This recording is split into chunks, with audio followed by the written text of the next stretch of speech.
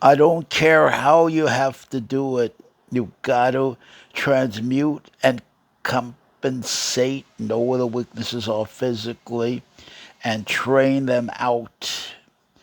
Compensate so that you reach the point where you're on your own self supports, you're self sufficient and self reliant. You can start. And this has nothing to do, what I'm saying here has nothing to do with what radical right says. What about can doism, rugged individuals? I'm not talking about that. Those are just slogans. Those are just red meat to the true believer. I'm talking about the real self sufficiency, the real ability to self motivate and self sustain. That's a different thing. That takes a lot of hard training, a lot of hard bark, a lot of transmuting. You're compensating for physical limitations. I'm a short man, 5'2.5", so I have to develop. I have to. I'm 78. I'm gonna do now, but when I was younger, I'm talking to myself. If I was 50, 60 year, if I could go back 60 year in time, you got to stand on your own too. It's the most important thing. Nothing else means anything.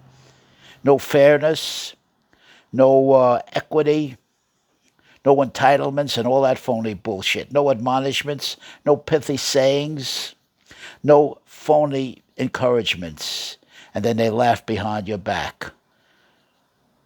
It's you standing by yourself. Once you come out, and it's after a certain age, then the parents have nothing, are no longer of any relevance, the way I see it. Because what's important is not the conditioning, in my opinion, as powerful as that may be. What's important is the physical conditioning, the mental toughness that you get only if you transmute. Go to the Church of Transmutations. You know what your vulnerabilities, your weaknesses are physically, socially, psychologically. Socially, of course, the continence, the features, the bald head, the big fat baby, the height, the proportions, and the athleticism, the looseness, the flexibility. If you're a tight individual, very muscle bound, tendency to be tight and muscle bound. If you're an addictive personality, you have to know that immediately. Got to know what I'm dealing with immediately.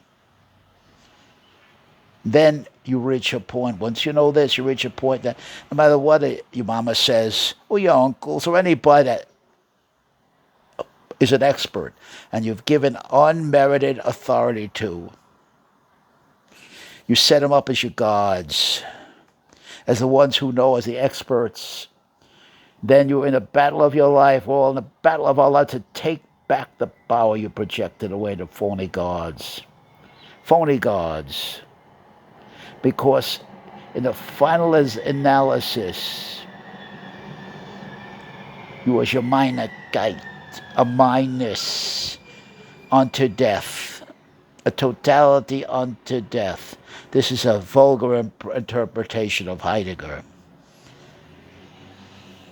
In reducing you down to your individuality, when it all comes down to it, I am I. I am a rock, I am an island. And then I am everything else in addition to that. That is what I behaved, what I did and did not do. When I showed weakness, when I should not have shown weakness, when I should have bluffed, but I couldn't bluff, I couldn't act. You can only carry the bluff so far, and then you're going to be exposed. It's going to be even harder. Now you got to run and hide, because you're going to be whipped, you're going to be insulted, you're going to be put in pillory anytime you step into the arena. You don't know what the hell you're doing. The bully's going to seek you out. You got a bullseye on your back, and a damn bully will seek you out. And bullies are everywhere. And that bully's going to seek you out. He comes from everywhere. See? That's the important thing. He smells you out. He's the stink that you're putting out. And when I say stink, I mean it in a wide sense. The stink of your appearance, the stink of your personality, the stink of your presence, the stink of what you say and what you don't say, when you should have said something and you didn't, when you should have shut up and you kept on talking and talked yourself into perdition. That's what I'm talking about today. It's all communication. Verbal judo, Doc Thompson. If it's natural, no good. Natural, no good. If it feels good to do it, don't do it. You're going to make pretty speeches and pretty behaviors you will live to regret. I know that for a fact. The fact is, you're always representing on that infinity circle. Let the ego blow up, you're gone. You're gone. You've got to listen and pay attention and memorialize everything your opponent is saying in the arena. Confrontation, encounter in the battlefield. That's where any semblance of temporary truth with a small t that only belongs to you, the combatant. It's not truth in general. We have a tendency to say if we win a small t truth, aha! That's truth for all time that applies to everybody. Bullshit. It only applies to you. It only applies in this situation, this context. Tomorrow, there'll be a different truth. Tomorrow, that truth should and must be modified. That's why I hate radical determinists, one way or another, from the left and from the right. They know the answers before the inquiry even begins. They've got the answers before I can even ask the questions. And they never give a man like me a Q&A, a chance to confront them in the arena. No, everybody's looking for an easy mark. Everybody's looking for an easily sellable subject, a gullible. The sheep! And there are a lot of sheep walking around. There are a lot of sheep walking around who will go for a 10-cent argument as long as it's presented with a lot of confidence and repeated and presented mostly with anger. Hey, Mark Levin. Good example, Mark Levin. I'm calling the name. I'm calling the name because they do. Now it's politically cool to call out your opponent by his name. Now it's politically right to insult him, to mock him, to ridicule him, and you score points. Get the negatives up. The radical right hasn't discovered, or the radical left hasn't discovered anything new. We knew this all the time. The way you beat the way the bully works is he gets the victim's negatives way up sky high. And the more the victim genuflects or doesn't do anything, he's agreeing with what the bully says. And of course, there's always, mark me on this, there's always other wannabe bullies watching. And there's also wannabe your friends, right? I've experienced this. But they want to get in with cool guy, because cool guy's got all the women. Cool guy's cool. And they'll get in with the cool guy. They'll think they'll get in with the cool guy by mocking the victim. They'll jump on the victim. They'll pile on the victim. It's what's going on with these talking heads today. I'm not saying anything. I'm not saying anything that you can't see for yourself. This is what's going on with my talking heads today. All of my talking heads.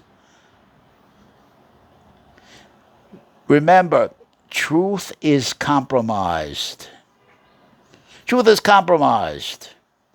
When I speak to somebody, it's obvious he has an agenda. When I speak to someone, it's obviously this is an activist with an agenda he's trying to push. Get the hell away from me. You get away from me. I would say, what has a man like you, of your character quality, have to do talking to a man like me? What can you say to me? I'll turn it right around on you. The bottom line is, can't get away from this fact. A man kicks you in the groin, you kick him back hard or stomp on him so he doesn't do it again. So you get rid of this bully. And all the other bullies, wannabes, see it. And the maggots get off your back. That's the only way to do it. There's no other way. You can't write laws of equity. It sounds good on paper, but you need them on paper, though. That's the paradox here that the radical right misses. You need those laws of equity on the paper because there's incredible power imbalances out there, incredible, that need legal redress. That's why. But the paradox in all of this is only the victim can take care of the bully, put the bully's lights out. Because it's only the victim who's bullied in his own special way. Nobody's there when he takes the bullying. Your mama's not around. Your mama can't protect you. Cool guy's gone. The cool guy that you paid money to for protection service, they're gone. They may have instigated it to get more money from the victim for protection service. I can go on and on with this. The problem is, when you hear a man talk, ask yourself one question. Does this man have credibility in what he's saying? Does it sound to you like this man has walked the walk and has credibility and knows what it's like to anticipatively, emotionally, and projectively walk in my other man's shoe? He knows how to shut up and listen very closely. He'd learn how to paraphrase what that other man's saying very carefully and feed back to him to make sure he understands what that other man's saying or what he's or woman, and paraphrase back. Have I understood sufficiently what you're saying? Do you want to add more to that? When they finish talking, now I'm going to talk. Now I'm going to talk. And if you don't listen, I'll keep on talking.